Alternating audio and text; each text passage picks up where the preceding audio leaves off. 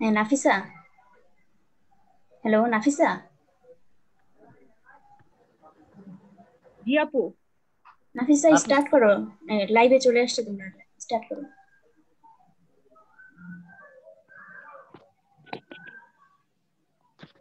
আসসালামু আলাইকুম।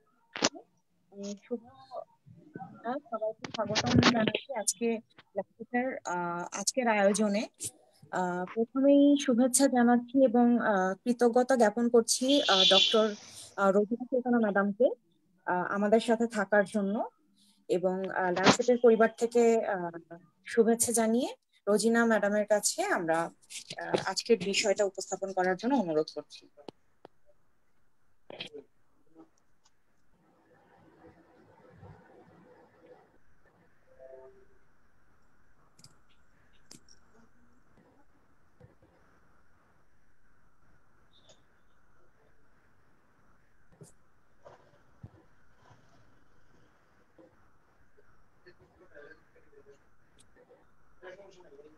আসসালামু আলাইকুম, শুরু করব। হ্যাঁ জি ম্যাডাম, শুরু করেন। Assalamu alaikum. Welcome to everyone. I am Dr. Rosina Sultana. First of all, I would like to thank Lancet পরিবার। হ্যালো, হ্যাঁ শোনা যাচ্ছে? আমার একটু ইকো হচ্ছে এখানে। জি জি ম্যাডাম, ম্যাডাম, শোনা যাচ্ছে। শোনা যাচ্ছে? আচ্ছা, ওকে, থ্যাংক ইউ। করেন, শোনা না গেলে আমরা রেসপন্স করব। Okay, thank you. Assalamu alaikum. I am Dr. Rosina Sultana. Welcome to everyone, and thanks to Lancet family for giving me the opportunity to present here. I would like to present circulatory topics, which is very important and complicated subject in our daily clinical practice.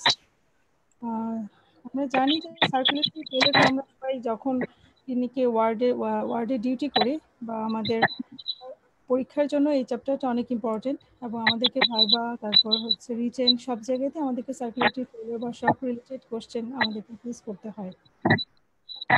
যদিও অনেকটা জিনিসটাকে অনেক complicated ভাবে চিন্তা করি, আসলে একটু বুঝে পড়লে আশা করি সার্কুলেটরি ফেলিওরটা অনেক ইজি ওয়েতে আমরা বুঝতে পারবো। আজকে আমি একটু ব্রিফ সামারি করার চেষ্টা করব। ক্লাসটা আসলে অনেক বড়, অনেক কিছু হয়তো মানে কভার করা সম্ভব হবে না অল্প সময়ে, তারপর চেষ্টা করব। তাহলে শুরু করছি। সার্কুলেটরি ফেলিওর, প্রথমে আমরা জানি যে খুব কমন একটা টার্ম সার্কুলেটরি ফেলিওরকে আরেকটা ভাবে প্রকাশ করা যায়, প্রেজেন্ট করা যায় আর কি। সেটা হচ্ছে কমনলি আমরা বলে থাকি শক। তো শকটা আসলে কি? শক মানে হচ্ছে আমরা যখনই দেখি যে demand and supply, there is a imbalance between demand and supply, মানে যতটুকু সার্কুলেশন দরকার আমার বডি অ্যাক্টিভিটি করার জন্য, সেলুলার ফাংশন মেনটেন করার জন্য, ততটুকু ফাংশনের জন্য যদি আমার সেই পরিমাণ সার্কুলেশনটা না থাকে এবং সেই পরিমাণ ব্লাড সাপ্লাই যদি না থাকে, তাহলে একটা ইমব্যালেন্স হয়। ইমব্যালেন্স হওয়ার কারণে তখন আমরা বলি যে পেশেন্ট শকে আছে। এবং ডিমান্ড অ্যান্ড সাপ্লাই ইমব্যালেন্সটা হলে আমরা শকটাকে আইডেন্টিফাই করতে পারি। তারপর definition, shock is best defined as a life-threatening generalized form of acute circulatory failure associated with inadequate oxygen utilization by the cells, and it is a state in which the circulation is unable to deliver sufficient oxygen to meet the demand of the tissue, resulting in cellular dysfunction. That is, যতটুকু circulation দরকার ততটুকু circulation নাই, তখনই আমার কি হবে? Ultimately demand যেহেতু কম থাকবে, সাপ্লাই যেহেতু কম থাকবে, অক্সিজেনটা ইউটিলাইজেশনটা এখানে কম হবে এবং সেলুলার ডিসফাংশন হবে। এই সেলুলার ডিসফাংশনটাই একটা সময় গিয়ে আমার মাল্টি অর্গান ফেলিওর ডেভেলপ করবে এবং আমার শকের ফিচারগুলো আমরা পাবো। তারপর আসি, বেসিক্যালি কি প্রবলেমটা হয়? Prolong oxygen deprivation leads to cellular hypoxia. আমরা জানি যে ব্লাড সার্কুলেশনের মেইন কাজ হচ্ছে বডিতে ব্লাড সার্কুলেশন যখন হয় সেই সাথে বডি আমাদের সেলগুলোতে অক্সিজেন পৌঁছায়, এবং এই অক্সিজেনটি আমাদের সেলুলার মেটাবলিজমে হেল্প করে। যখন সেলুলার হাইপোক্সিয়া ডেভেলপ করে, আলটিমেটলি সেলুলার ডিসফাংশন হয়। সেলুলার ডিসফাংশন এখানে শকের ক্ষেত্রে আমাদের বডির প্রতিটা অর্গানই ইনভলভড হয়, আলটিমেটলি প্রতিটা অর্গানই ডিসফাংশন হয়, এবং একটা টার্ম হয় রিভার্সিবল স্টেজ অফ শকে, সেটা হচ্ছে multiple organ dysfunction. And multiple organ dysfunction থেকে আলটিমেটলি এন্ড অর্গান ড্যামেজ হবে এবং ডেথ হবে। যে কারণে আমরা শকটাকে বারবার হাইলাইট করি, prompt recognition and prompt treatment, early recognition করে যদি আর্লি ট্রিটমেন্ট করতে পারি তাহলে এই যে অর্গান ডিসফাংশনগুলো হচ্ছে সেগুলো রিভার্সিবল স্টেজ থেকে আমরা নর্মাল ফাংশনে ফিরে আসতে পারি। আর যদি আমার শকটা রিকগনিশন করতে দেরি হয় সেক্ষেত্রে যে অর্গান ডিসফাংশনটা হয় সেটা ইরিভার্সিবল স্টেজে চলে যায় এবং সেখান থেকে রিকভারি করা কোয়াইট ইম্পসিবল হয়ে যায়। সে কারণে early identification and early treatment is very important. And আরেকটা কমন টার্ম যে আমরা অনেক সময় মনে করি যে শক মানে hypotension, but shock is not synonymous with hypotension, which is often a late manifestation. That is, শকের ক্ষেত্রে আমরা হাইপোটেনশন পাবো, এটা নর্মাল, বাট শক মানেই যে হাইপোটেনশন হলেই যে আমরা শক চিন্তা করব বা প্রেশার ভালো আছে শক ভাবা যাবে না, এটা ঠিক না। যেমন একটা পেশেন্ট যদি থাকে হাইপারটেনসিভ পেশেন্ট, সে জানতো না বাট সে উইদাউট মেডিকেশনে আছে। এখন হাইপারটেনসিভ পেশেন্ট ইউজুয়ালি আমরা ব্লাড প্রেশার ধরে নিই যে তার 150/100 থাকে তার বেসলাইন, বাট এই পেশেন্টটা যদি শকে থাকে, আমি যদি পেশেন্টটাকে ফার্স্ট টাইম দেখি তখন তার ব্লাড প্রেশার যদি আমি পাই সাপোজ 110/70, আমরা কি তাকে শক না এটা বলতে পারবো? না, বলতে পারবো না। তার ব্লাড প্রেশার পার্সপেক্টিভে পেশেন্ট কিন্তু শকে আছে, তার জন্য বেসলাইন ব্লাড প্রেশার তো 150, তো বেসলাইন থেকে তো অনেক কমে গেছে। তো আমাকে শুধু ব্লাড প্রেশার দিয়ে শক আইডেন্টিফিকেশন করা যাবে না, শকের সাথে আমার হিস্ট্রিটা ইম্পর্টেন্ট শক আইডেন্টিফিকেশন করার জন্য, এবং আদার্স ক্লিনিক্যাল ফাইন্ডিংসগুলো আমাকে দেখতে হবে। কাজে প্রেশার কিন্তু আমি নর্মালিও পেতে পারি, সেই জন্য আমরা এই টার্মটাকে বলি যে shock is not synonymous with hypotension, which is often a late manifestation. And the cardiac output and oxygen delivery may be critically low even though the blood pressure remains normal, and the underlying problem should be identified and treated before the blood pressure falls. এখন আসি শকের ক্লাসিফিকেশনটা আমাদের কাছে অনেক complicated মনে হয় অনেক সময়। এখানে আমি যেভাবে অনেকভাবে শকের ক্লাসিফিকেশনটা করা যায়, ব্রড হেডিংয়ে করা যায়। আমি এখানে দুটা ভাগে ভাগ করেছি। যেমন প্রথমে যদি ধরে নেই shock due to low flow or stroke volume, that means cardiac আউটপুটটা এখানে কম। এই ক্লাসিফিকেশনটাকে আবার সাবডিভিশন করা হয়েছে তিনটা ভাগে, একটা হচ্ছে hypovolaemic shock, cardiogenic shock and obstructive shock. আরেকটা শক হচ্ছে shock due to low peripheral arterial resistance or vasodilatation, এর আরেক নাম হচ্ছে ডিস্ট্রিবিউটিভ শক, আমি পরে আসছি ডিটেলসে। সো দুটো ব্রড হেডলাইন, একটা হচ্ছে shock due to low flow or low stroke volume, and another one is shock due to low peripheral arterial resistance or vasodilatation. So shock due to low flow or low stroke volume এর ক্ষেত্রে তিনটা ভাগ, হাইপোভলিউমিক shock, cardiogenic শক, obstructive শক। হাইপোভলিউমিক শকে কি হয়, এখানে লো flow কেন হচ্ছে, কারণ হাইপোভলিউমিক শক বডি থেকে ভলিউম লস হয়েছে। এটা যে কোনোভাবে হতে পারে, হেমোরেজিক হতে পারে, নন হেমোরেজিক হতে পারে, ডিটেলসে আসছি আমি। তো হাইপোভলিউমিয়াতে কি হয়, বডিতে ভলিউম কম হলে কার্ডিয়াক আউটপুট আলটিমেটলি এমনিতেই কম হবে। তারপর কার্ডিওজেনিক শকে ভলিউম ঠিক আছে কিন্তু হার্ট ঠিকমতো পাম্প করছে না। হার্ট যদি ঠিকমতো পাম্প না করে সেক্ষেত্রে আমরা কার্ডিয়াক আউটপুট ভালো পাবো না এবং ব্লাড প্রেশার কম থাকবে, আলটিমেটলি পেশেন্ট শকে যাবে। অ্যান্ড অবস্ট্রাকটিভ শক, এই অবস্ট্রাকটিভ শকের ক্ষেত্রেও ফ্লোটা কম থাকছে। কিভাবে কম থাকছে, হার্টের ভলিউম ঠিক আছে, হার্টে পাম্পিং অ্যাক্টিভিটি ঠিক আছে, বাট হার্ট পাম্প করার পর ব্লাডটা যে আসছে সেই ব্লাডটা কোথাও বাধা পাচ্ছে, মানে আমার সার্কুলেশন আসতে পারছে না অবস্ট্রাকশনের কারণে। কাজে লো ফ্লো তিনভাবে হতে পারে, একটা হচ্ছে hypovolaemia, cardiogenic and obstructive. Another one is shock due to low peripheral arterial resistance or vasodilatation. এখানে কি হয়, এখানে কোনো ভলিউম লস হয় না, যেমন ডায়রিয়া, ভমিটিং বা হেমোরেজ এগুলো নাই, বাট এখানে যেমন সেপটিক শকে কি হয়, সেপটিক শকের ক্ষেত্রে পেরিফেরাল পুলিং অফ ব্লাড হয়। পেরিফেরাল পুলিং অফ ব্লাড হওয়ার কারণে আলটিমেটলি সার্কুলেশনে ব্লাডটা কমে যায়, সে কারণে হার্ট পাম্প করে কি লো ভলিউম পাম্প করে, এবং ভেসোডাইলেটেশনের কারণে আমি এখানে ব্লাড প্রেশারটা কম পাবো। So septic shock. অ্যানাফাইলিক শকের ক্ষেত্রেও সেম, পেরিফেরাল আর্টেরিয়াল রেজিস্ট্যান্স এখানে কমে যায়, ভেসোডাইলেটেশন হয়। নিউরোজেনিক শকের ক্ষেত্রেও তাই, যেমন পেশেন্ট যদি স্পাইনাল শকে থাকে সেক্ষেত্রে ভেসোডাইলেটেশন হবে এবং পেরিফেরাল পুলিং হবে। তো এটাকে আরেকটা, সো আমরা এখানে তিন ভাগে ভাগ করে পেলাম যে septic shock, anaphylactic shock, neurogenic shock. So আমি একটু সামারি করি। Shock due to low flow system, hypovolemic, cardiogenic, obstructive, and shock due to low peripheral arterial resistance or vasodilatation, that is septic shock, anaphylactic shock, or neurogenic shock. Clinical feature of শক কি? Clinical ফিচারটা আমরা এটা সবাই জানি, আমরা third year থেকে শকের feature পড়ে আসছি। যেমন আমরা কয়েকটা কমন টার্ম জানি, rapid steady pulse, cold clammy extremity, hypotension, altered conscious level.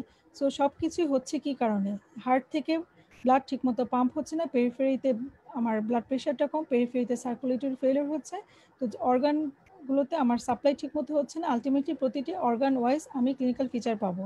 যেমন ব্রেনে যদি সার্কুলেশন কম থাকে সেটার জন্য আমরা অল্টার কনসিয়াস লেভেল পাবো, পেশেন্ট ইরিটেবল থাকবে, ড্রাউজি থাকবে, রেস্টলেস থাকবে, এবং স্কিনের সার্কুলেশন কম থাকার কারণে আমি স্কিনটাকে পেল পাবো অথবা কোল্ড কামি এক্সট্রিমিটি পাবো।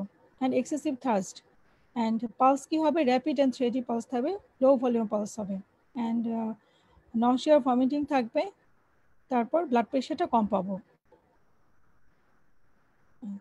এখন আসি আমার দুটো ভাগে ভাগ করেছিলাম, low flow shock and vasodilated shock. So low flow শকের ক্ষেত্রে কি কি ফিচার পেতে পারি, একটা হচ্ছে rapid shallow respiration, cold clammy skin, tachycardia, hypotension, drowsiness, confusion, oliguria, multi organ failure. Ultimately irreversible স্টেজে চলে গেলে আমি মাল্টি অর্গান ফেলিওর পাবো। আর ভেসোডাইলেটেড শক কি হয়, এখানে কিন্তু ভলিউম লস হয় না, এখানে পেরিফেরাল পুলিং হয়। বাকি ফিচারগুলো সেম ডিউ টু হাইপোটেনশনের কারণে, rapid shallow respiration, tachycardia, hypotension, drowsy, confusion, irritability, oliguria, multi organ failure, বাকিটুকু সেম, শুধুমাত্র এখানকার পেরিফেরি ভেসোডাইলেটেড শক যেহেতু এখানে পেরিফেরিটা আমার ওয়ার্ম থাকবে, ওয়ার্ম পেরিফেরি থাকবে। আর লো ফ্লো শকের ক্ষেত্রে আমাদের পেরিফেরিতে কোল্ড কামি স্কিন থাকবে। নেক্সট আসি, আমি এখন ইন্ডিভিজুয়াল এক একটা ক্লাসিফিকেশনে যাচ্ছি। যেমন হাইপোভলিউমিক শক, হাইপোভলিউমিক শক মানে বডিতে ভলিউম লস। ভলিউম লস বিভিন্নভাবে হতে পারে, তো কীভাবে হতে পারে এখানে একটা ছবির মাধ্যমে দেখানোর চেষ্টা করা হয়েছে, একটা মিনিমের একটা ছবি। যেমন হেমোরেজের ক্ষেত্রে হতে পারে, মনে রাখার সুবিধার জন্য এই ছবিটি ইউজ করেছি আমি। মনে রাখা যেমন একটা কোনো কারণে যদি ব্লাড লস হয়, সেটা ট্রমা হতে পারে, হেড ইনজুরি হতে পারে, ট্রমা হতে পারে, অ্যাক্সিডেন্ট হতে পারে, বা এখানে একটা স্ট্যাবুন দেখানো হয়েছে, কোনো কারণে যদি বডি থেকে ব্লাড লস হয়। আরও বিভিন্নভাবে ব্লাড লস হয়, যেমন হেমাটোমেসিস, মেলেনা, অ্যান্ড বার্নের ক্ষেত্রে কী হয়, প্লাজমা লস হলেও আমার ভলিউম লস হচ্ছে। And GI loss, GI loss কি, ব্লিডিং, ভমিটিং, ডায়রিয়া, তারপর ডায়াবেটিস ইনসিপিটাসের ক্ষেত্রে অতিরিক্ত ইউরিন আউটপুট হয়, ডায়াবেটিস, আমি যদি খুব বেশি ডায়াবেটিস ইউজ করি, মানে যে কোনো ফর্মে বডি থেকে যদি ফ্লুইড লস হয়, ভলিউম লস হয়, সেক্ষেত্রে হাইপোভলিউমিক শক হিসেবে পেশেন্ট প্রেজেন্ট করতে পারে। তো কারণ এটি একটা ছবির মাধ্যমে দেখানো হয়েছে মনে রাখার সুবিধার জন্য।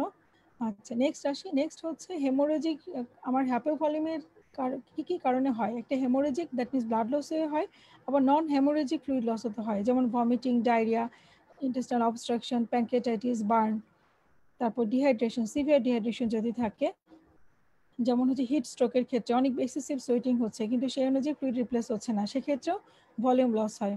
তারপর হেমোরেজের ক্ষেত্রে হেমোরেজ যে কোনো ফর্মে যদি বডি থেকে ব্লাড লস হয়, যেমন GI blood trauma, massive haemoptysis যদি হয়, অ্যাবডোমিনাল অ্যাওরটিক অ্যানোরিজম রাপচার, তারপর rupture ectopic pregnancy, postpartum bleeding.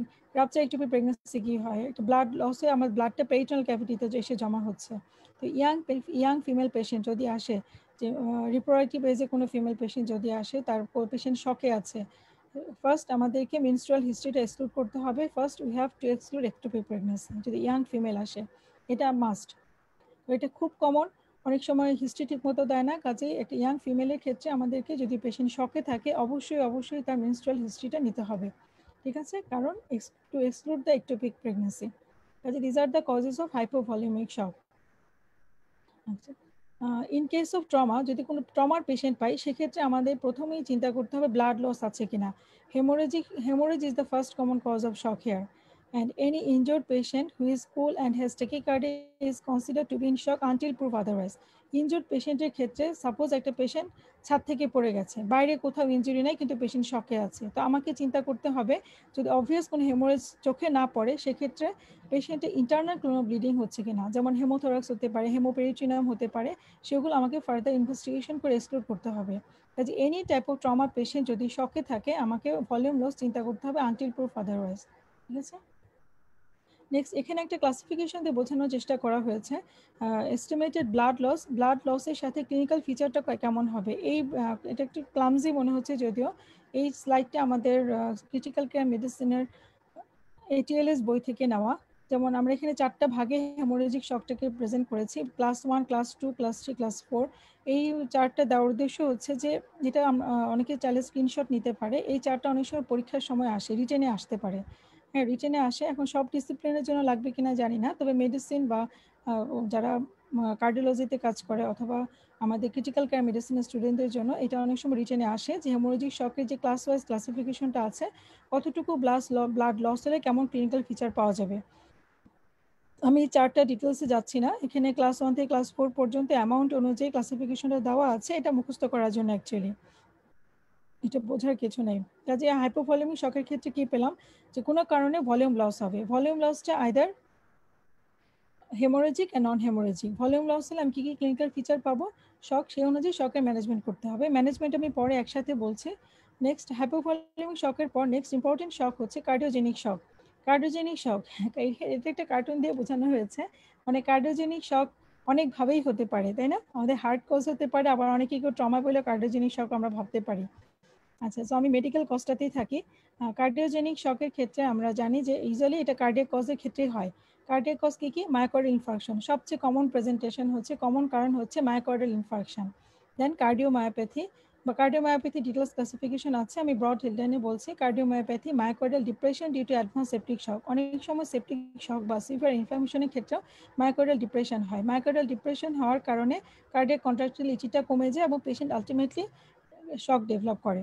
Then myocarditis and arrhythmia, various type of arrhythmia. These are the common causes of cardiogenic shock.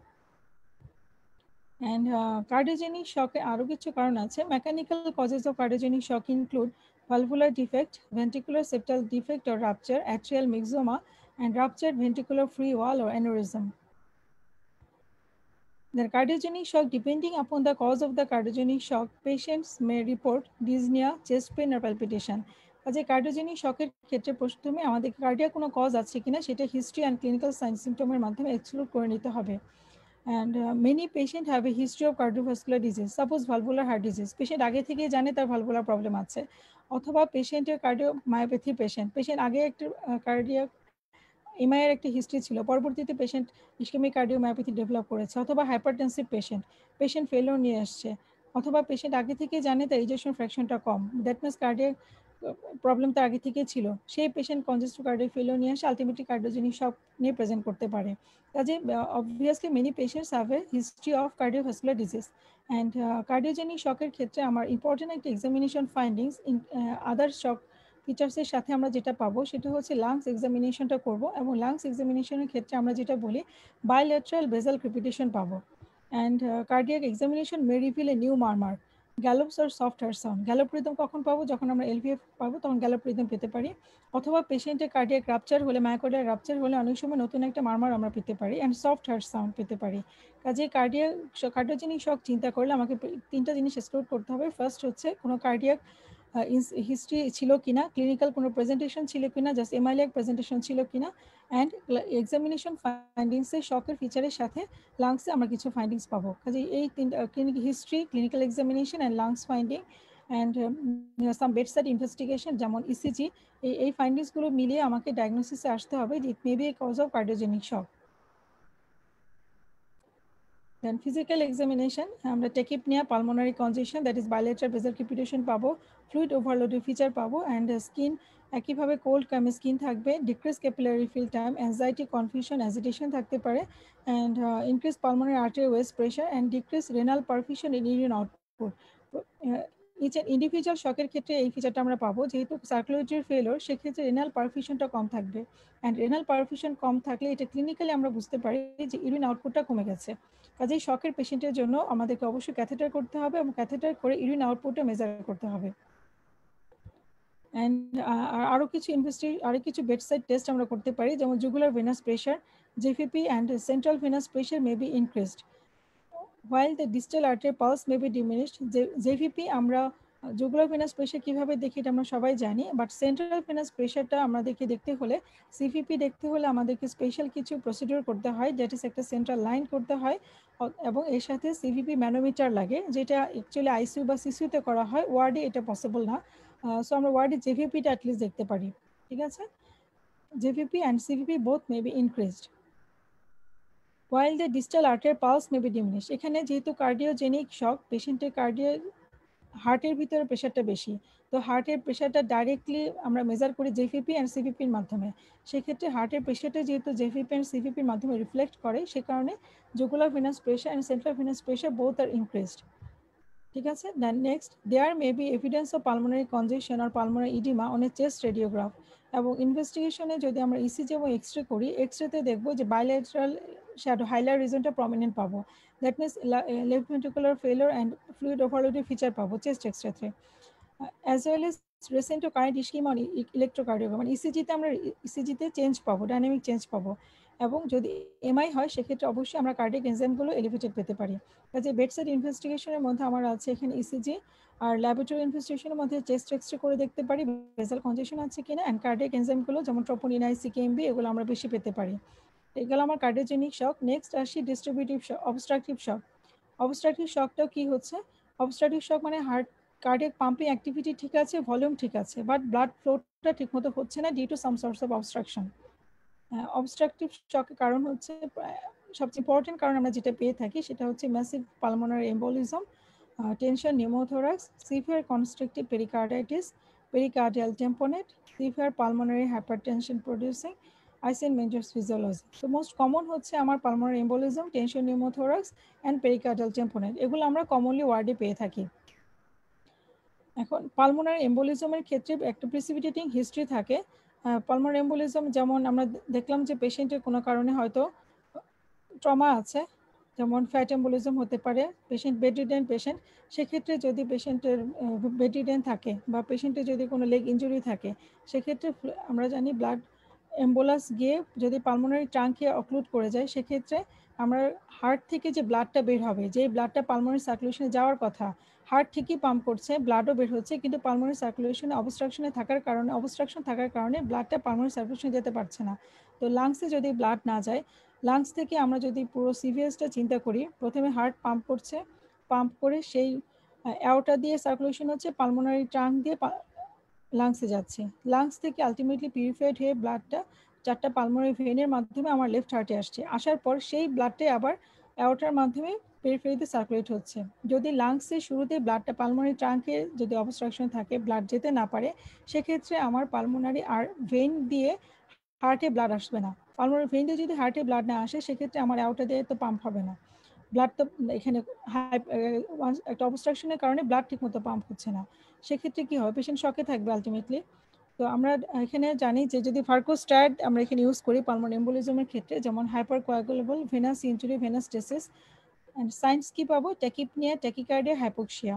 আর আমরা investigation initially করতে পারি D dimer, but আমরা confirm করতে পারবো এখানে city angiogram করে, city chest আর ভিকিউ scan করে।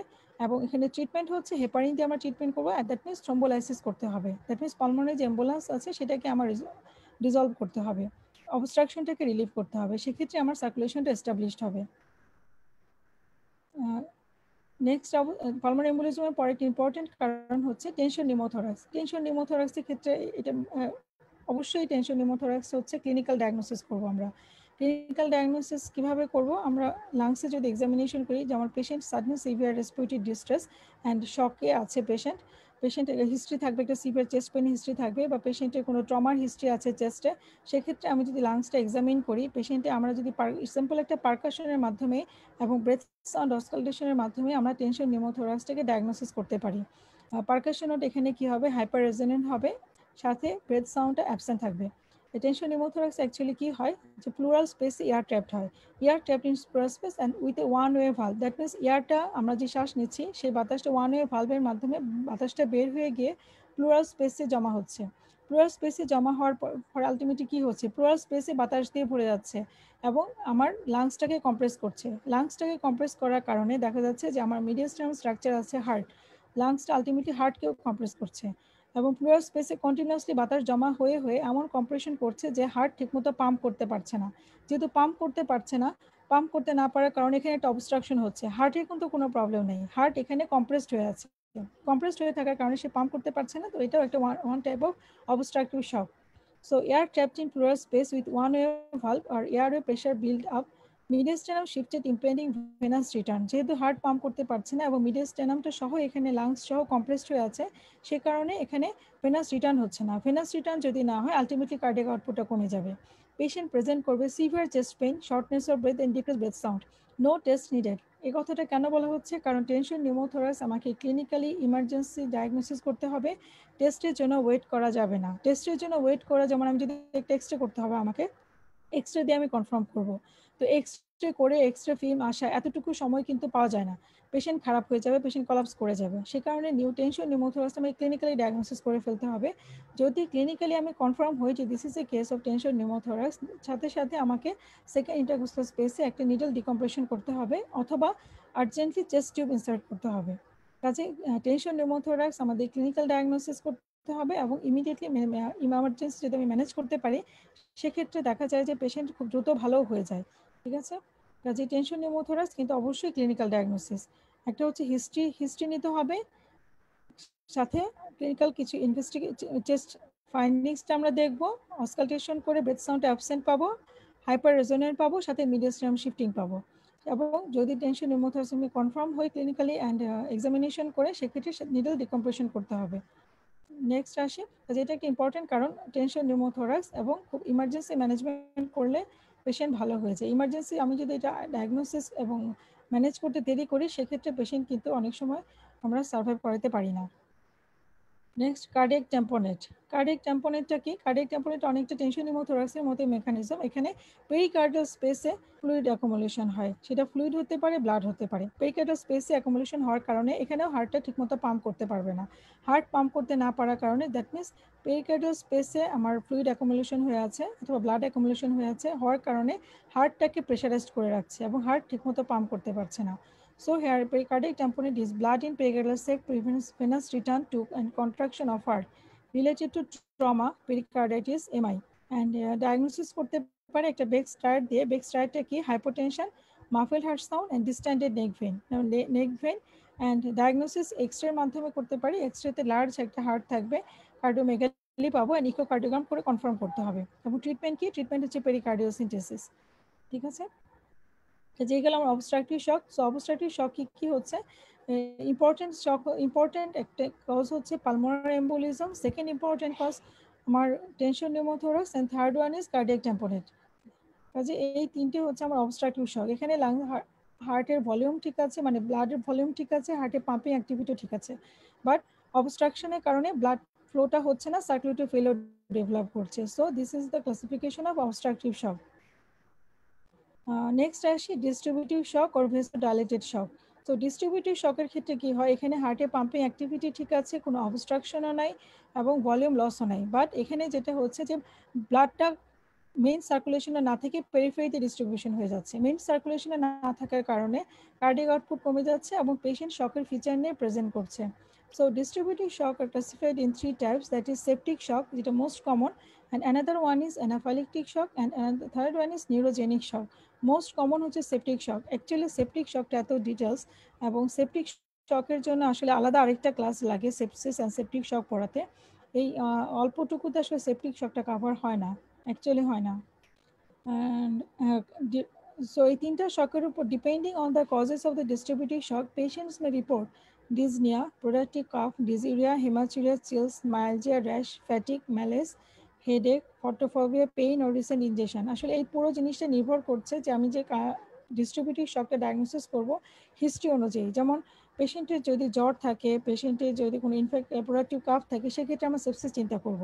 আর patient যদি সাডেন কোনো কিছু খাবার একটা হিস্ট্রি থাকে, সাডেনলি ডেভেলপ করেছে, পেশেন্ট হট ফ্লাশ হয়েছে, পেশেন্টের বিপি কমে গেছে, সেক্ষেত্রে আমি অ্যানাফাইলেকটিক শকটা চিন্তা করব।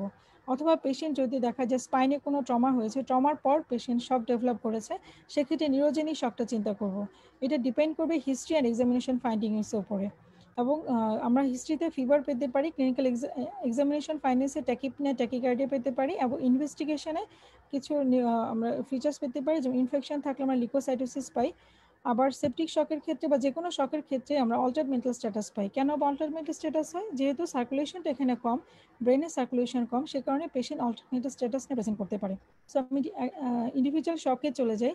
যেমন ফার্স্ট আছে সেপটিক শক। সেপটিক শক হচ্ছে most common cause of distributive shock, most common cause, but it is the most under treated condition. আমরা সেপটিক শক ডায়াগনোসিস করতে ডিলে করি এবং ট্রিটমেন্ট দিতে ডিলে করি, এবং যখন আমরা পেশেন্টের সেপটিক শক কনফার্ম করি ততক্ষণে পেশেন্ট ইরিভার্সিবল স্টেজে চলে যায়।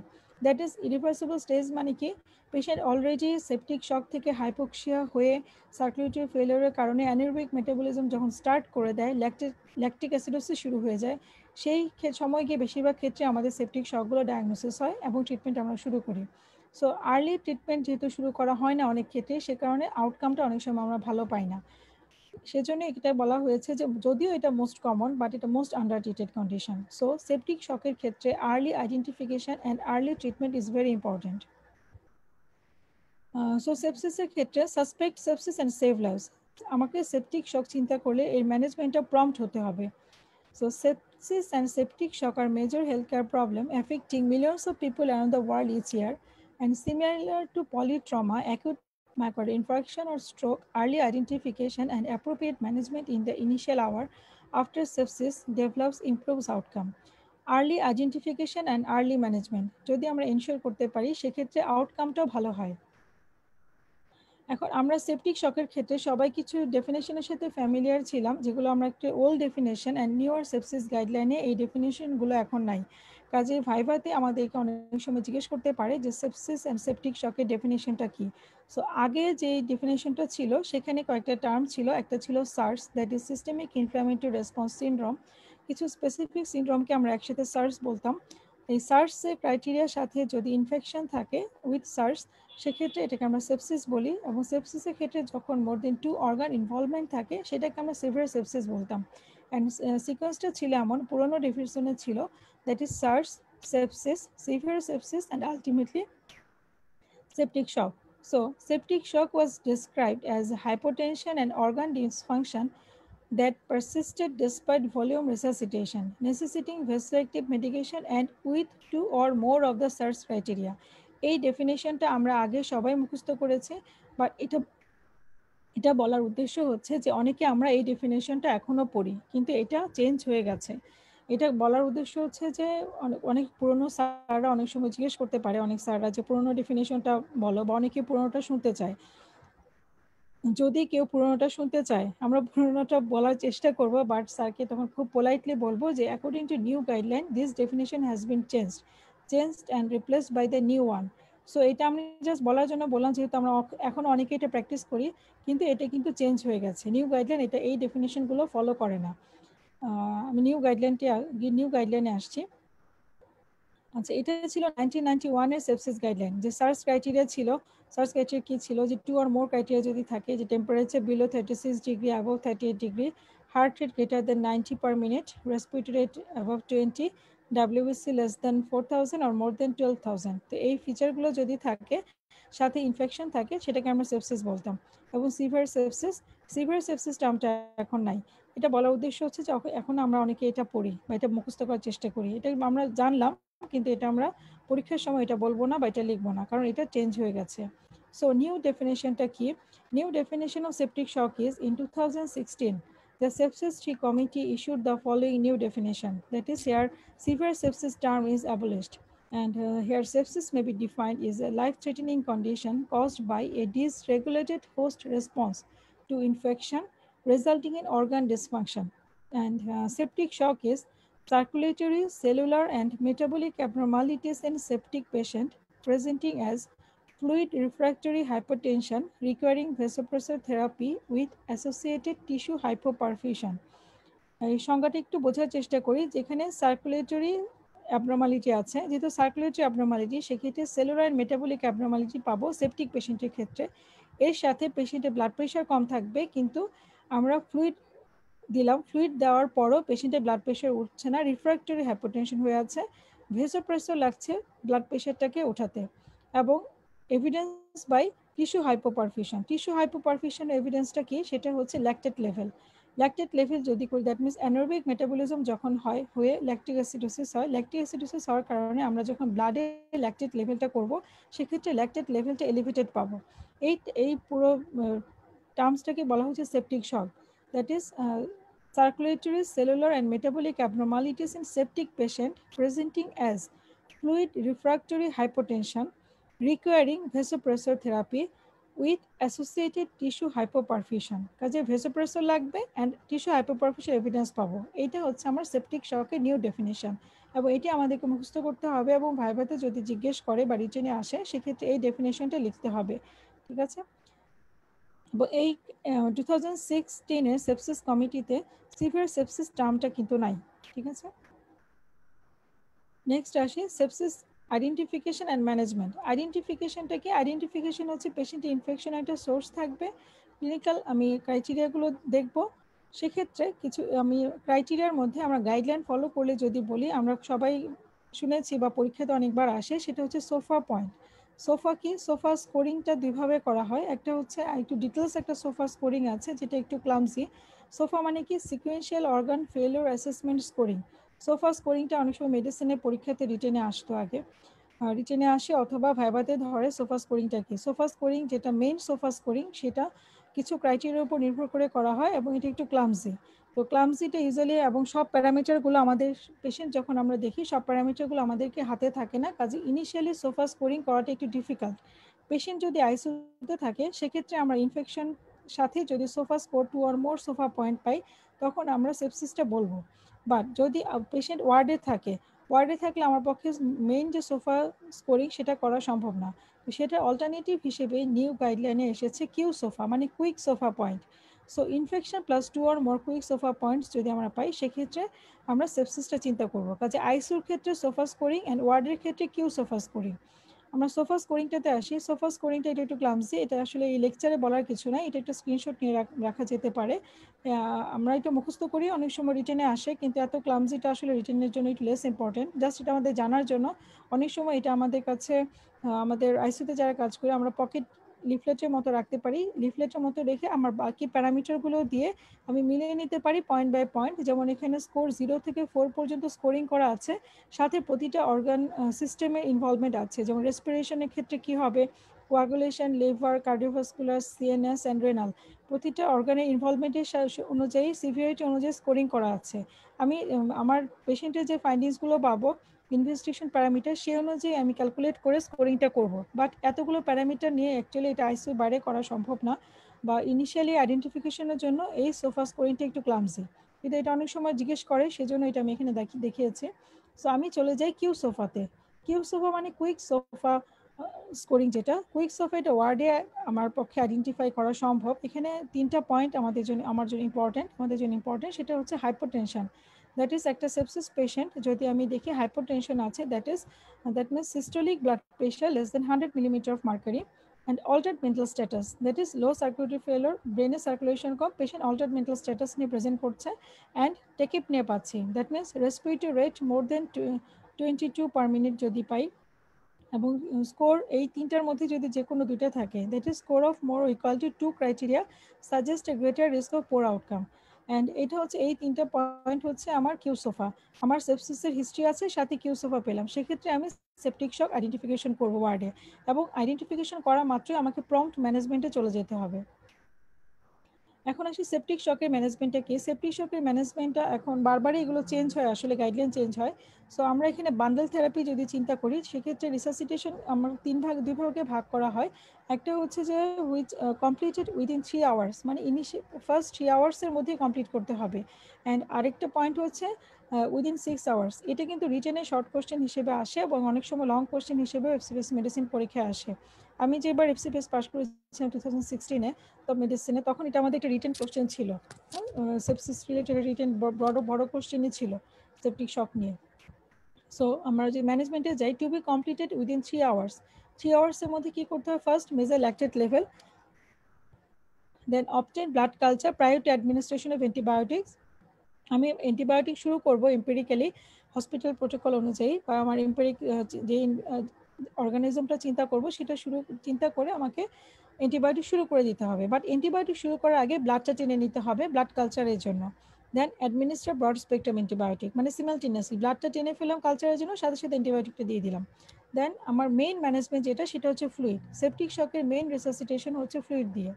So administer 30 ml per kg crystalloid for hypotension or lactate more than 4 millimol per liter। কাজে প্রথমে ল্যাকটেট লেভেলটা পাঠাবো, আমরা ব্লাড কালচারের জন্য ব্লাডটা কালেক্ট করবো, then administer broad spectrum antibiotic and administer fluid.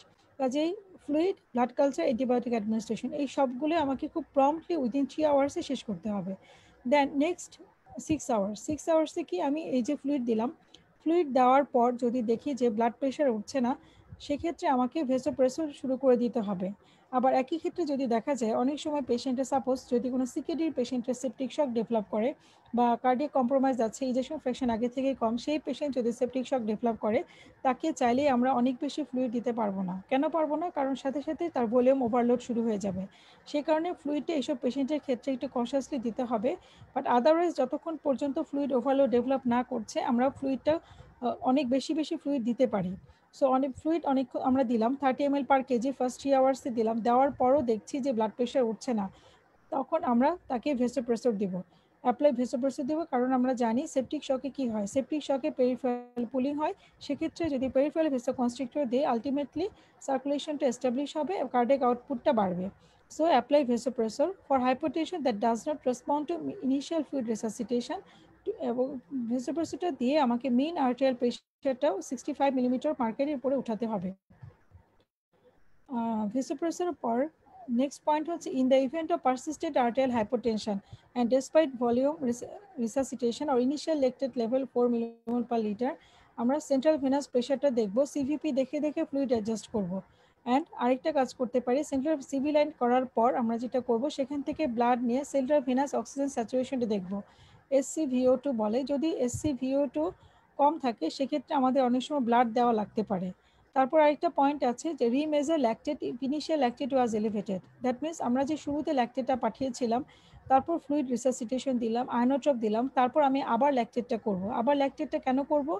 যে আমার প্রথম এবং সেকেন্ড ল্যাকটেটের মাঝে কম্পেয়ার করার জন্য যে ল্যাকটেট লেভেলটা ইমপ্রুভ করছে কিনা। That means initial lactate level যদি বেশি থাকে, সেকেন্ড ফ্লুইড রিসাসিটেশন বা ভেসোপ্রেসর দেওয়ার পর সেকেন্ড ল্যাকটেট লেভেলটা কমলো কিনা। যদি কমে তাহলে আমার বুঝতে হবে যে রিসাসিটেশনটা ভালো হচ্ছে, দ্যাট ইজ আস্তে আস্তে অ্যানারোবিক সার্কুলেশনটা স্টপ হয়ে আমার main circulation that is aerobic সার্কুলেশনটা এস্টাবলিশ হচ্ছে। কাজেই লাস্ট পয়েন্ট হচ্ছে remeasure lactate if initial lactate was elevated. So আমি যদি বলি যে সেপটিক শকের ক্ষেত্রে মেইন ম্যানেজমেন্ট হচ্ছে ফ্লুইড অ্যান্ড অ্যান্টিবায়োটিক। ফ্লুইডটা আমাকে খুব দ্রুত রিসাসিটেট করতে হবে, ফ্লুইড, অ্যান্টিবায়োটিক অ্যান্ড ফ্লুইড দিয়ে যদি ব্লাড প্রেশার না ওঠে সেক্ষেত্রে ভেসোপ্রেসর স্টার্ট করতে হবে। এটা হচ্ছে আমার মেইন সেপটিক শকের ম্যানেজমেন্ট। সেপটিক শক নিয়ে আরও অনেক কথা আছে, যেটা বলছিলাম যে আসলে সেপটিক শকের জন্য একটা আলাদা ক্লাস লাগে, কারণ এটা অনেক ডিটেলস, অনেক সংজ্ঞা আছে, অনেকগুলো ক্রাইটেরিয়া আছে। তো সেগুলো ইনশাল্লাহ আরেকদিন হয়তো নেক্সট ক্লাসে পড়াতে পারবো।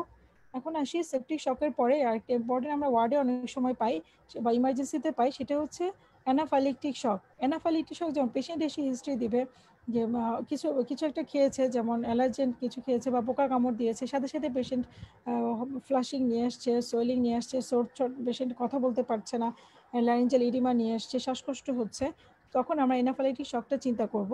বা অনেক সময় ওয়ার্ডে পেশেন্ট ভালো ছিল, আমরা একটা এমন কোনো একটা ইনজেকশন দিলাম বা ওষুধ দিলাম, পেশেন্ট বলবে যে ইনজেকশন দেওয়ার পর পেশেন্ট খারাপ হয়ে গেছে, তো সে কোনো একটা ড্রাগ দিয়েও কিন্তু অ্যানাফাইলেক্সিস হতে পারে। যেমন পেনিসিলিন টাইপ অফ ড্রাগ, অনেক সময় সেফট্রাইজেন অ্যানাফাইলেক্সিস হতে পারে। যে কোনো ড্রাগের ক্ষেত্রে হাইপারসেনসিটিভিটি রিঅ্যাকশন হতে পারে।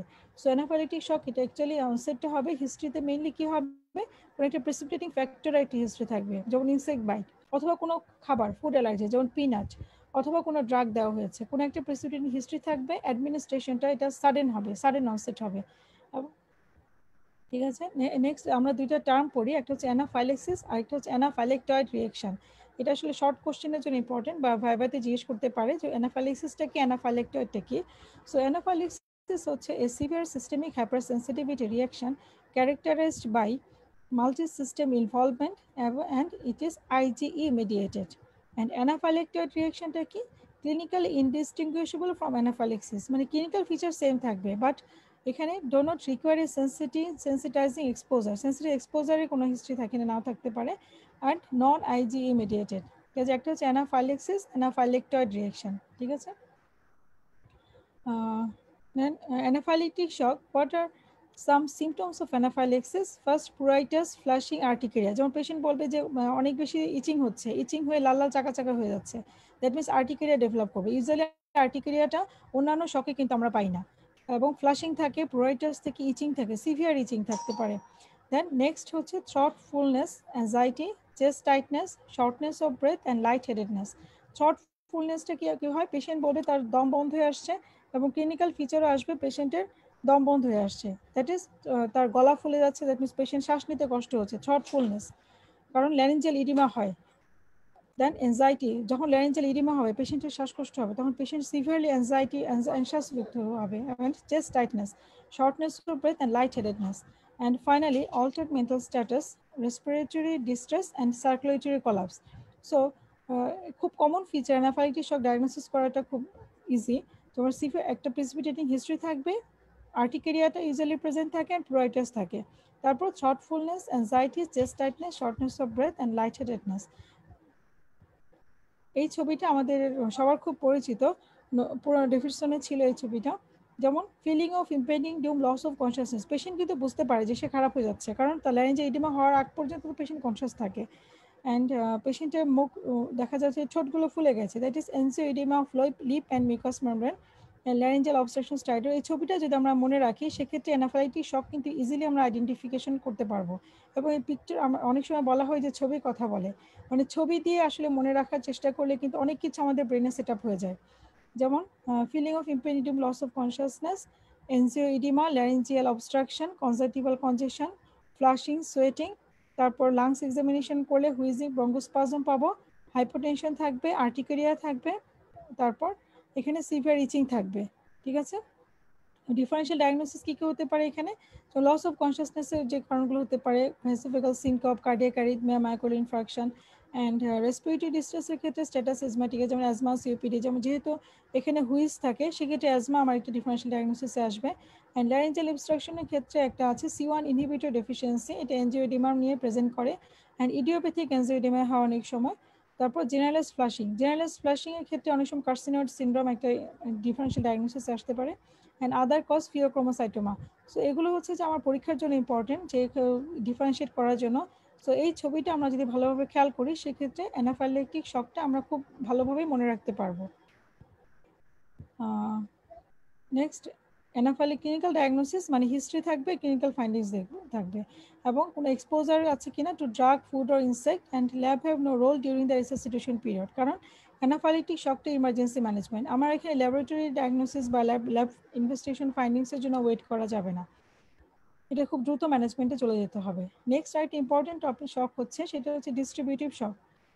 Distributive shock, that means neuro, আরেকটা ইম্পর্টেন্ট শক যেটা বলছিলাম ডিস্ট্রিবিউটিভ শকের মধ্যে একটা ছিল সেপটিক শক, সেকেন্ড ছিল anaphylactic shock, third one is neurogenic shock.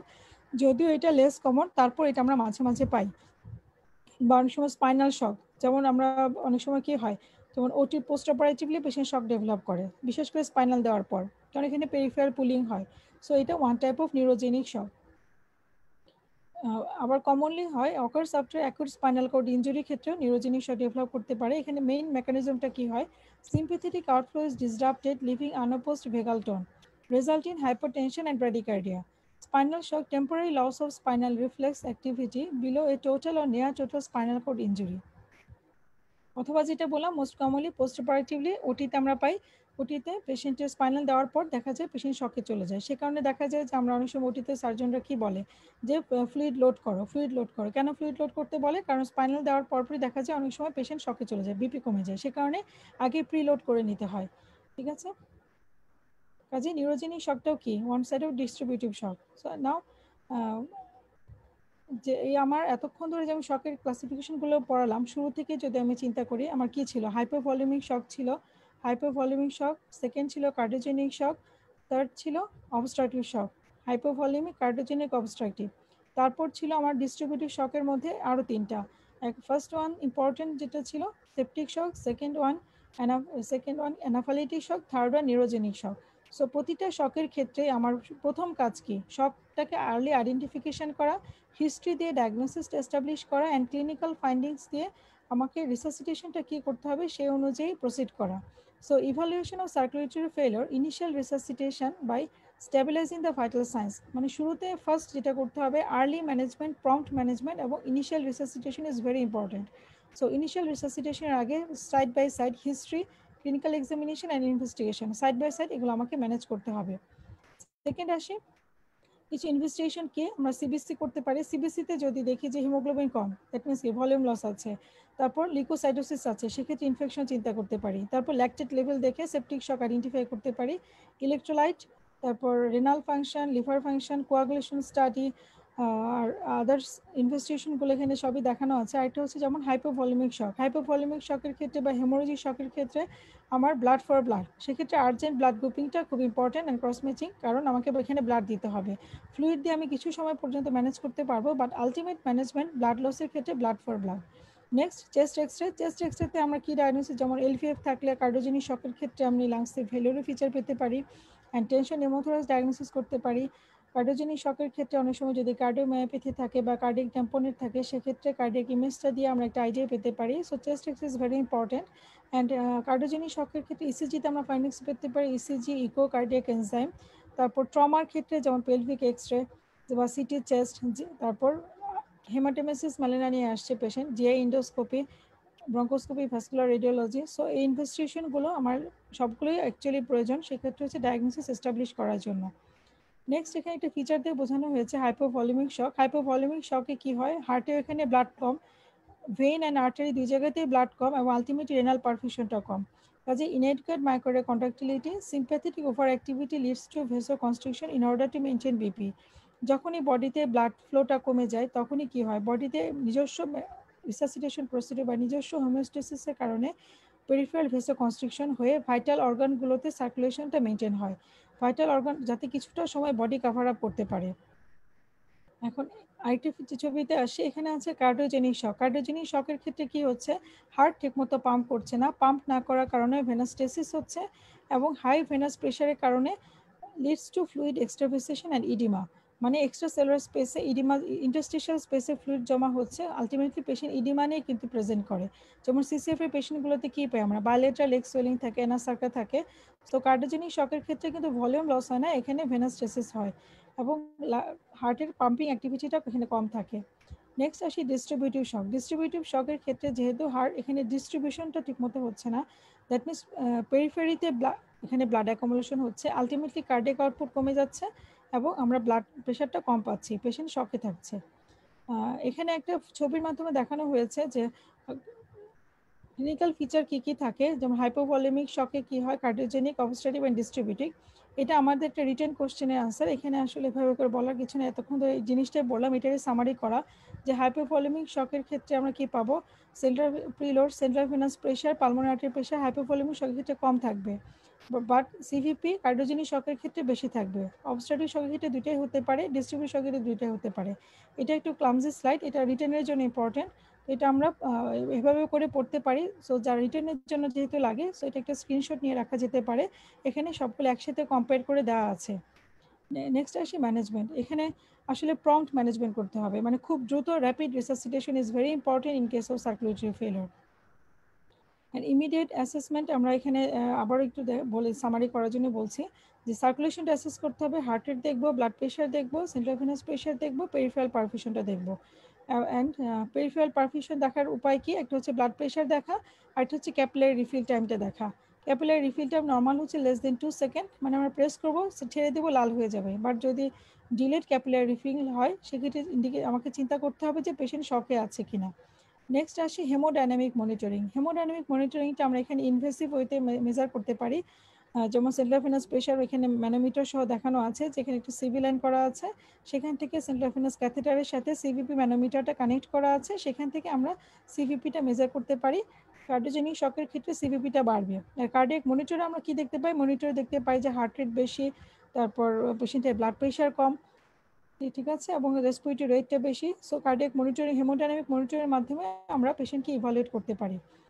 Next আসি, আমাকে এবিসিটা মেনটেন করতে হবে। এবিসি মানে এয়ারওয়ে, ব্রিদিং, সার্কুলেশনটাকে এস্টাবলিশ করতে হবে। সো সার্কুলেশন এস্টাবলিশ করার জন্য আমাকে একটু লার্জ বোর আইভি অথবা সেন্ট্রাল লাইন দিতে হবে, যাতে আমি খুব দ্রুত ফ্লুইড রিসাসিটেশন করতে পারি। And send blood for investigation, blood grouping and cross matching, কারণ হেমোরেজিক শকের ক্ষেত্রে আমাকে ব্লাড দিয়ে ম্যানেজ করতে হবে। আর ফ্লুইডের ক্ষেত্রে এখানে চয়েস অফ ফ্লুইড হচ্ছে ক্রিস্টালের, that is initially normal saline আর ল্যাকটেড ফিঙ্গার্স দিব। আর হেমোরেজিক শকের ক্ষেত্রে খুব দ্রুত ব্লাড ট্রান্সফিউশন করব। অ্যান্ড কোনো যদি অনগোয়িং ব্লাড লস থাকে সেটাকে কন্ট্রোল করতে হবে। অ্যান্ড অ্যারেঞ্জ ডেফিনেটিভ ট্রিটমেন্ট, মানে মেইন ট্রিটমেন্টে আমাকে যেতে হবে। ইনিশিয়াল রিসাসিটেশন আমি এভাবে করলাম যে ফ্লুইড দিলাম, ব্লাড ইনভেস্টিগেশনের জন্য পাঠালাম, ব্লিডিং কন্ট্রোল করলাম, এবং আন্ডারলাইন কজ যেটা যেই শক হয়েছে সেই শক অনুযায়ী আমি তাকে ডেফিনেট ট্রিটমেন্টে আমাকে যেতে হবে। দেন কার্ডিওজেনিক শকের ক্ষেত্রে কি ডেফিনেট ট্রিটমেন্ট, এখানে হাইপোক্সেমিয়া কারেকশন করতে হবে, consider ventilation if needed and assess circulation, that is airway breathing সার্কুলেশনটা দেখে সার্কুলেশন সেই অনুযায়ী ম্যানেজমেন্ট দিতে হবে। অপটিমাইজ ভলিউম স্ট্যাটাস, এখানে খুব বেশি ফ্লুইড দেওয়া যাবে না, যেহেতু হার্ট অলরেডি লোডেড হয়ে আছে, এখানে খুব বেশি ফ্লুইড দেওয়া যাবে না। এখানে আমরা কিছুক্ষণ আমরা যত তাড়াতাড়ি সম্ভব হয়তোবা ভেসোপ্রেসও শুরু করে দিতে হবে, ঠিক আছে।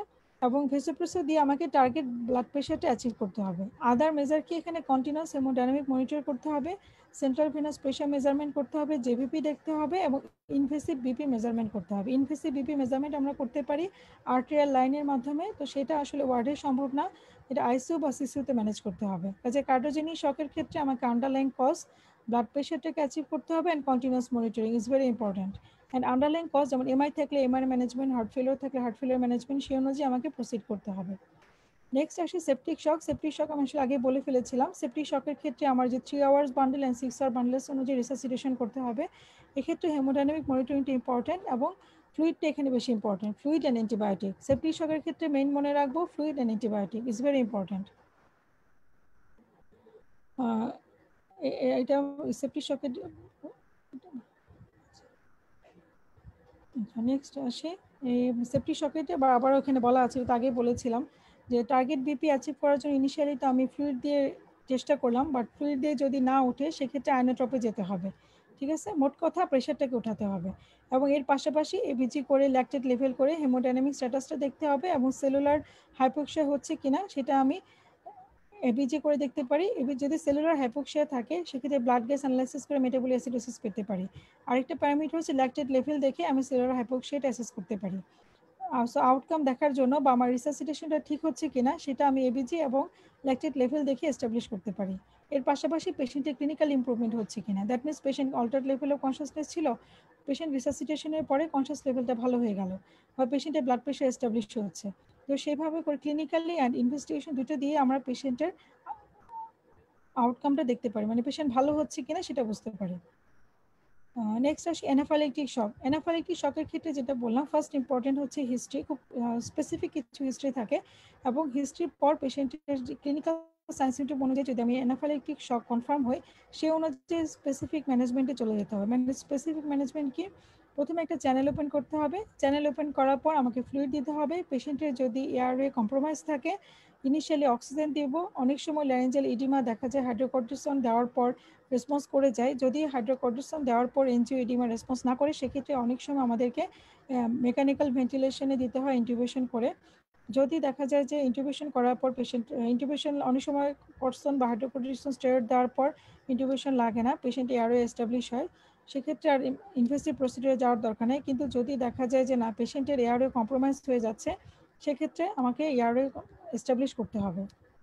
নেক্সট আসি fluid and oxygen epinephrine and second line epinephrine এখানে কি দিব 0.3 to 0.5 ml 1:1000 ডাইলিউশন আইএম দিব। অ্যান্ড সেকেন্ড লাইন কি হাইড্রোকর্টিসন H1H2 ব্লকার নেবুলাইজেশন, ঠিক আছে। কাজে অ্যানাফাইলেকটিক শকের ম্যানেজমেন্টের ক্ষেত্রে স্পেসিফিক আমাকে এপিনেফ্রিন দিতে হবে, IV fluid, oxygen, airway management and epinephrine, hydrocortisone and H2 blocker, H1H2 blocker nebulisation, ঠিক আছে। এই হচ্ছে অ্যানাফাইলেকটিক শকের ম্যানেজমেন্ট। এটা কিন্তু শর্ট নোট আসে অনেক সময়। Next neurogenic shock. নিউরোজেনিক শকের ক্ষেত্রেও সেম জিনিস, এখানে এবিসি মেজারটা করতে হবে, পেশেন্টের ব্র্যাডিকার্ডিয়া থাকলে অ্যাট্রোপিন দিতে হবে, লাগলে পেসমেকার করতে হয় অনেক সময়, এবং ফ্লুইড রিসাসিটেশন। ফ্লুইড রিসাসিটেশন কি মিন আর্টেরিয়াল প্রেশারটা অ্যাটলিস্ট 85 to 90 মিলিমিটার অফ মার্কেটে রাখতে হবে। And thought to minimise secondary cord injury, secondary cord injury যাতে না হয়, যদি ইঞ্জুরি হিস্ট্রি থাকে সেক্ষেত্রে সেটা মেনটেন করতে হবে। কাজে ফ্লুইড রিসাসিটেশনটা এখানে মেন ইম্পর্টেন্ট অ্যান্ড সাথে symptomatic management, that means bradycardia থেকে ব্র্যাডিকার্ডিয়া ম্যানেজমেন্ট, ঠিক আছে। তো আমি আজকে ক্লাসে প্রায় শেষ পর্যায়ে চলে এসেছি। সো আমাদের প্রথমে যেটা চিন্তা করতে হবে পেশেন্ট শকে আছে কিনা, সেটা ডায়াগনোসিসটা ভেরি ইম্পর্টেন্ট। শকে থাকলে তারপর হিস্ট্রি নিতে হবে, হিস্ট্রিতে আমার কি ধরনের শক আসে সেই অনুযায়ী আন্ডারলাইন কজটা কারেকশন করতে হবে। কিন্তু শক যদি আমি ডায়াগনোসিস করে ফেলি, আমার আন্ডারলাইন কজ এস্টাবলিশ না করলে শকের যে মেইন প্রোটোকল সেটা হচ্ছে যে সার্কুলেটরি ফেলিওর হয়ে এখানে আমাকে initial resuscitation is very important. So initial resuscitation আমাকে করতে হবে, একটা চ্যানেল ওপেন করতে হবে, ফ্লুইড দিতে হবে, ফ্লুইড দিয়ে যদি ব্লাড প্রেশার বা সার্কুলেশন এস্টাবলিশ না হয় আইনোট্রপ দিতে হবে, এবং কেন পেশেন্ট শকে আছে আন্ডারলাইন কজ কারেকশন করে সেটা ট্রিটমেন্ট করতে হবে। যেমন অ্যানাফাইলাইটিস শক হলে অ্যানাফাইলাইটিস শকের ম্যানেজমেন্ট, সেপটিক শক হলে সেপটিক শকের ম্যানেজমেন্ট, এবং পেশেন্টের যদি ভলিউম লস হয় তাহলে ভলিউম এস্টাবলিশ করতে হবে। ঠিক আছে, নেক্সট আসে mortality. Mortality due to shock is high, কারণ এখানে আর্লি আইডেন্টিফিকেশন আর আর্লি ম্যানেজমেন্টটা অনেক সময় ডিলে হয়, সে কারণে দেখা যায় যে মর্টালিটিটা usually high, and it is estimated that 35 to 60% of patients die within 1 month of the onset of septic shock, and mortality rates may be even higher among patients with cardiogenic shock. It is estimated to 60 to 90%. And mortality due to hypovolemic shock is more variable. Variable কেন? কারণ হাইপোভলিউমিক শকের ক্ষেত্রে যদি দ্রুত resuscitation করা যায় সেক্ষেত্রে mortality অনেকটাই কমে আসে। So it depends upon the cause and the duration until recognition and treatment. ঠিক আছে, তো কাজেই শকের ক্ষেত্রে প্রথম কাজ হচ্ছে early identification and early management is very important. তারপর ক্লাসিফিকেশন এস্টাবলিশ করা, সেই অনুযায়ী ম্যানেজমেন্ট দেওয়া। ঠিক আছে, আশা করি আজকের ক্লাস জানি না কে কতটা বুঝতে পারলো। তারপরে যদি কারো কোনো কোশ্চেন থাকে সেক্ষেত্রে আমাকে জানালে আমি পরবর্তীতে আনসার দেওয়ার চেষ্টা করব। আসলে তো থ্যাংক ইউ সবাইকে, এবং থ্যাংক ইউ ল্যান্সেট গ্রুপ, এবং যারা এতক্ষণ ধরে শুনলেন সবাইকে ধন্যবাদ জানিয়ে আমি আমার আজকের ক্লাসটা শেষ করছি। আরো কোনো প্রশ্ন থাকলে তারা প্রশ্নগুলো করতে পারেন। একজন প্রশ্ন করেছেন, ম্যাডাম প্রশ্নটা ডক্টর রাজু, উনি প্রশ্ন করেছেন চয়েস অফ ভ্যাসোপ্রেসিন অথবা inotropic agent in various shock, please tell in detail. উনি জানতে চেয়েছেন যে আয়োনোট্রপ অথবা হচ্ছে ভ্যাসোপ্রেসিনের যে চয়েসটা আমরা কিভাবে করব, এটা ডিটেইলসে উনি জানতে চেয়েছেন। আচ্ছা, থ্যাংক ইউ। এটা খুবই খুবই ইম্পর্টেন্ট একটা কোশ্চেন, থ্যাংক ইউ। সেটা হচ্ছে যে শক যদি আমি ডায়াগনোসিস করতে পারি যে কি ধরনের শক, যেমন সেপটিক শকের ক্ষেত্রে যদি আসি, সেপটিক শকের ক্ষেত্রে প্রথমে তো ফ্লুইড দিব, তারপর আইনোট্রপে যাব। সো আইনোট্রপ যখন আমি সিলেক্ট করব, সেপটিক শকের ক্ষেত্রে ফার্স্ট চয়েস অফ আইনোট্রপ হচ্ছে noradrenaline, that is norepinephrine. Noradrenaline দেব, নরএড্রিনালিন ফার্স্ট চয়েস। নরএড্রিনালিন দিয়ে যদি মানে ব্লাড প্রেশার না ওঠে, সেকেন্ড চয়েস হচ্ছে ভেসোপ্রেসিন। ভেসোপ্রেসিন দিয়ে যদি না ওঠে, থার্ড চয়েস হচ্ছে অ্যাড্রেনালিন। তারপর আমরা ডোপামিনে যেতে পারি। ঠিক আছে, তবে সেপটিক শকের ক্ষেত্রে ইউজুয়ালি যেহেতু ট্যাকিকার্ডিয়া থাকে, আমরা ডোপামিনটা অ্যাভয়েড করব। অনেক ক্ষেত্রে দেখা যায় ভেসোপ্রেসিন এবং নরএড্রেনালিন দিলে পেশেন্টের ব্লাড প্রেশারটা উঠে যায়, সাথে ফ্লুইড রিসাসিটেশন করলে। কাজে সেপটিক শকের ফার্স্ট চয়েস অফ আইনোট্রপ হচ্ছে noradrenaline, second choice vasopressin, and third হচ্ছে অ্যাড্রেনালিন। আর কার্ডিওজেনিক শক যদি হয়, কার্ডিওজেনিক শকের ক্ষেত্রে যেহেতু মেইন প্রবলেম হয় কার্ডিয়াক কন্ট্রাক্টিলিটিতে প্রবলেম হয়, সেক্ষেত্রে কার্ডিওজেনিক শক থাকলে আমরা পেশেন্টকে দিব হচ্ছে ডোবিটামিন। এখানে ডোপামিন হচ্ছে এখানে ফার্স্ট চয়েস কার্ডিওজেনিক শকের ক্ষেত্রে, অ্যান্ড তারপর আমার ডোবিটামিন দিতে পারি। ডোবিটামিন কার্ডিয়াক কন্ট্রাক্টিলিটি বাড়ায়, বা ডোবিটামিন দিতে হলে আমাকে সিস্টোলিক প্রেশারটা মোর দেন 100 থাকতে হবে। যে সিস্টোলিক প্রেশার যদি 100 না থাকে, সেক্ষেত্রে ডোবিটামিনের যে রিসেপ্টরের উপর কাজ করে, ডোবিটামিনগুলো দেখা যায় যে পেরিফেরাল ভেসোডাইলেটেশন করে। ভেসোডাইলেটেশন করলে এক্ষেত্রে আরও বিপি কমে যাওয়ার সম্ভাবনা থাকে। সেক্ষেত্রে কার্ডিওজেনিক শকের ক্ষেত্রে first choice dopamine, and systolic blood pressure যদি মোর দেন 100 থাকে তখন আমরা ডোবিটামিনটা দিতে পারবো, এবং থার্ড আমরা নরএড্রেনালিনে যেতে পারি। কাজেই সেপটিক শকের ক্ষেত্রে তো বললাম, কার্ডিওজেনিক শকের ক্ষেত্রে বললাম। নেক্সট আসি আমার neurogenic shock and anaphylactic shock. এই দুটোর ক্ষেত্রে দেখা যায় fluid resuscitation and underline cause correction করলে বেশিরভাগ ক্ষেত্রে আয়োনোট্রপ লাগে না। ঠিক আছে, অ্যান্ড ভেসোপ্রেসিনের ডোজ ড্রাগ কীভাবে ডাইলুশন করতে হয় সেগুলো আসলে আয়োনোট্রপ নিয়ে আরও কিছু লেকচার আছে, অথবা আপনারা যে নামগুলো বললাম সেই অনুযায়ী পড়ে নিলেও পারবেন। ঠিক আছে, ঠিক আছে, থ্যাংক ইউ। নেক্সট। জি, আর কারো কোনো প্রশ্ন থাকলে করতে পারেন ম্যাডামের কাছে। আর কি কেউ কোনো প্রশ্ন করতে চান? এটা আসলে খুব ইজি টপিকস তো। ম্যাডাম আরেকটা প্রশ্ন এসেছে, প্রশ্নটা করেছেন রাফিয়া। ওনার প্রশ্নটা হচ্ছে ম্যাম অ্যাজ ইউজুয়াল এক্সেলেন্ট, ওনার প্রশ্নটা হচ্ছে অ্যাজ ইউজুয়াল এক্সেলেন্ট প্রেজেন্টেশন, এবং উনি হচ্ছে একটা প্রশ্ন করেছেন, সেটা হচ্ছে choice of fluid in case of shock, when we choose ringer lactate and when we choose normal saline.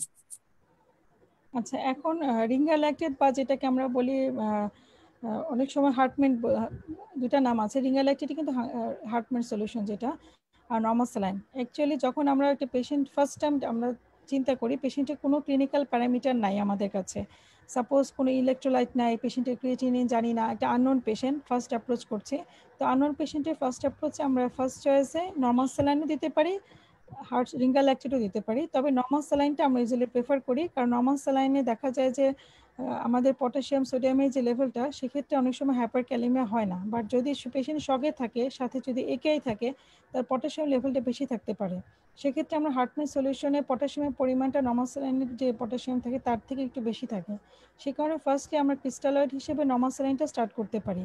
আবার এখন কিছু কিছু গাইডলাইনে বলা হচ্ছে যে হার্টমেন্টটা ফার্স্ট চয়েস, কারণ বেশি মাত্রায় যদি নর্মাল স্যালাইন দিই, নর্মাল স্যালাইনে কি থাকে, সোডিয়াম অ্যান্ড ক্লোরাইড থাকে। তো অতিরিক্ত নর্মাল স্যালাইন দেওয়ার কারণে দেখা যায় অনেক সময় হাইপার ক্লোরেমিক মেটাবলিক অ্যাসিডোসিস হয়, যেটা আমরা জানি যে নন অ্যানায়ন গ্যাপ মেটাবলিক অ্যাসিডোসিস একটা হয়, যেখানে ক্লোরাইড লেভেলটা বেশি থাকতে পারে। সো অতিরিক্ত যদি নর্মাল স্যালাইন ইনফিউজ করা হয়, অতিরিক্ত নর্মাল স্যালাইন ইনফিউশন করলে ওই একটা সাইড ইফেক্ট হতে পারে যে হাইপার ক্লোরেমিক মেটাবলিক অ্যাসিডোসিস হতে পারে। সো আমাদের যে পুরোনো গাইডলাইনগুলোতে ছিল, সেখানে ছিল normal saline first choice, but new গাইডলাইনে বলা আছে রিঙ্গালাইটেডটা ফার্স্ট চয়েস।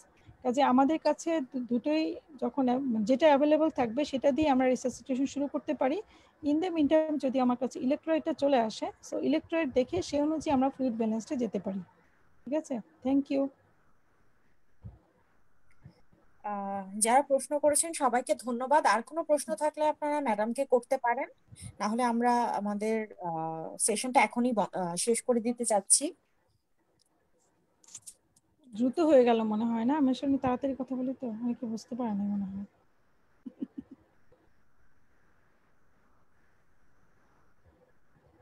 ম্যাম রাফি আপনাকে ধন্যবাদ জানিয়েছেন। ওয়েলকাম।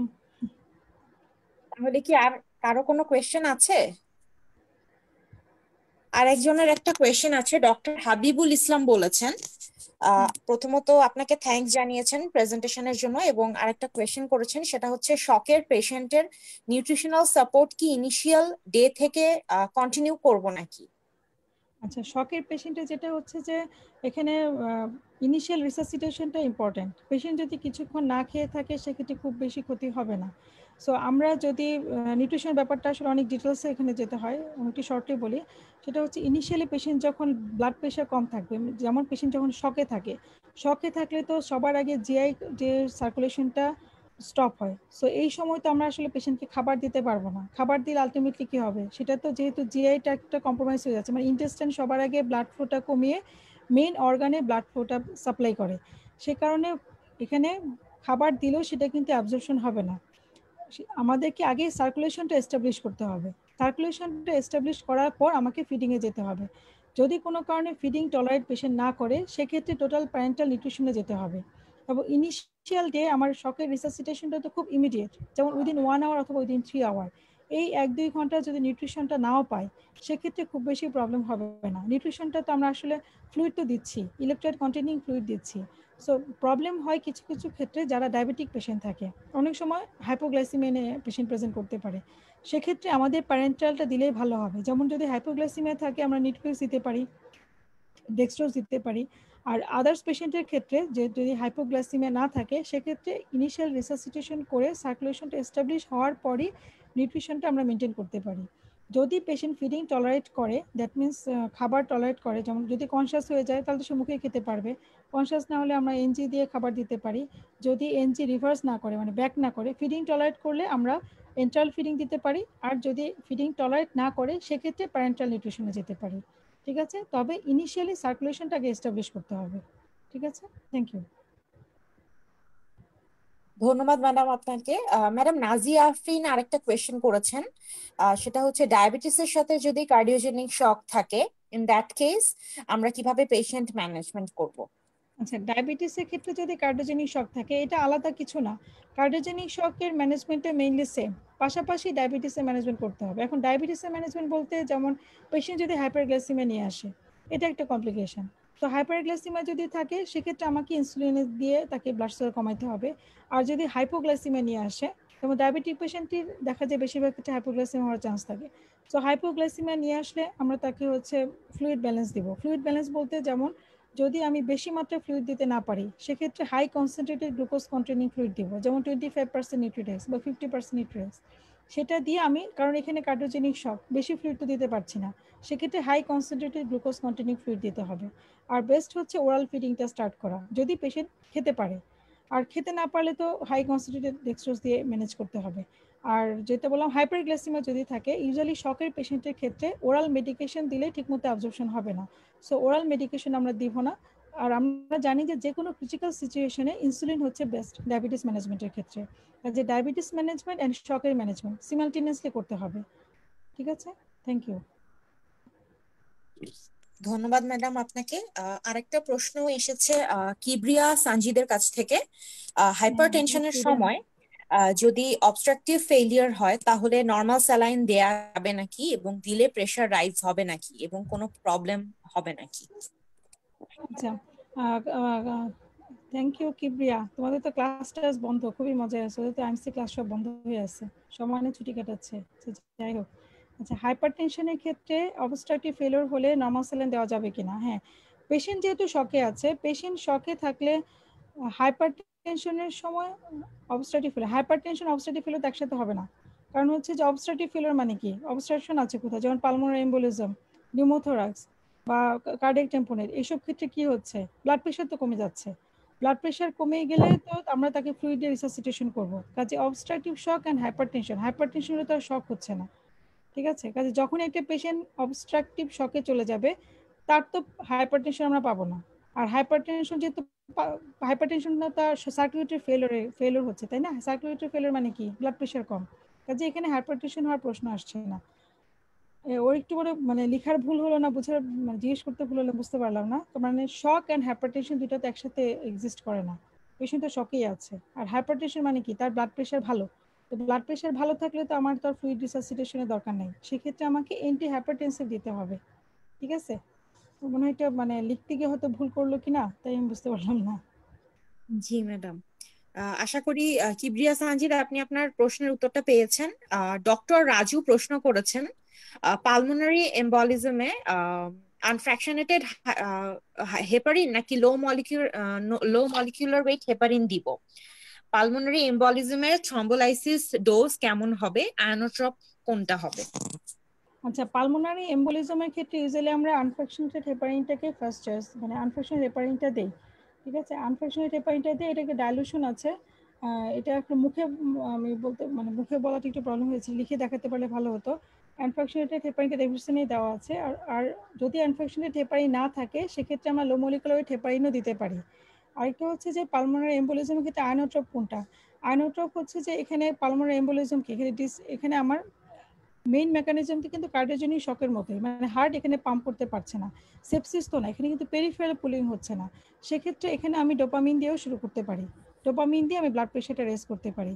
তবে পালমোনারি এম্বোলিজমের ক্ষেত্রে আয়নোট্রপও ভালো কাজ করবে না, ফ্লুইডও ভালো কাজ করবে না, যতক্ষণ না আমি থ্রোম্বোলাইসিসটা করছি, মানে যতক্ষণ না আমি অবস্ট্রাকশনটা রিলিভ করছি ততক্ষণ পর্যন্ত কিন্তু বিপি ওঠানোটা এইসব ক্ষেত্রে খুব মুশকিল হয়ে যায়। কাজে এখানে আন্ডারলাইন কজ কারেকশনটা ফার্স্ট ইম্পর্টেন্ট, মানে আনফ্র্যাকশনেটেড হেপারিনটা দিয়ে আমাকে এম্বোলিজমটাকে রিজলভ করতে হবে। আর আয়নোট্রপ আমি তো ফ্লুইড দিব, পাশাপাশি এখানে আয়নোট্রপ আমি ডোপামিনও দিতে পারি বা ডোবিটাবিনও দিতে পারি, প্রোভাইডেড ব্লাড প্রেশারটা কেমন তার উপর ডিপেন্ড করে। ঠিক আছে, থ্যাংক ইউ।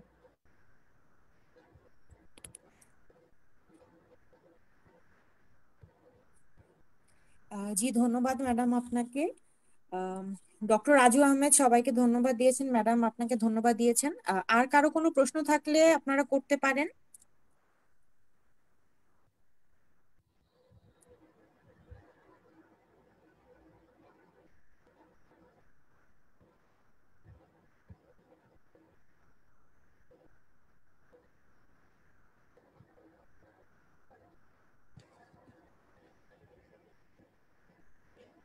এটা মনে হয় আর নাই, ক্লোজ করে দেবা নাকি?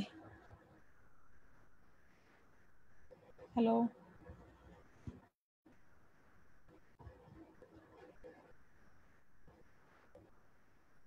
ম্যাডাম আমার কথা কি শোনা যাচ্ছে? হ্যাঁ তোমার কথা শোনা যাচ্ছে, মনে হয় আচ্ছা, আমার কোশ্চেন মনে নাই। হয় আর কারো কোনো হ্যাঁ, প্রশ্ন নেই। হ্যাঁ হ্যাঁ যদি প্রশ্ন না থাকে আমাদের সেশনটা এখন আমরা এখানে শেষ করতে পারি। ম্যাডাম, আপনার ব্যস্ত সময়ের মধ্যে আমাদেরকে সময় দেওয়ার জন্য অনেক ধন্যবাদ। আর আশা করি ভালো থাকবেন, ল্যান্সেট পরিবারের সাথেই থাকবেন। তাহলে আমরা এখানেই বিদায় নিচ্ছি। এতক্ষণ সাথে ছিলাম আমি, ডক্টর নাফিসা তাবাসসুম। ম্যাডাম, আপনাকে অনেক অনেক ধন্যবাদ। থ্যাংক ইউ নাফিসা, ইনশাল্লাহ আবার দেখা হবে বা কথা হবে। Thank you. ঠিক আছে, আচ্ছা ঠিক ম্যাডাম, আছে, আমরা লিভ করছি। আসসালামু আলাইকুম। ওয়ালাইকুম আসসালাম। থ্যাংক ইউ সবাইকে।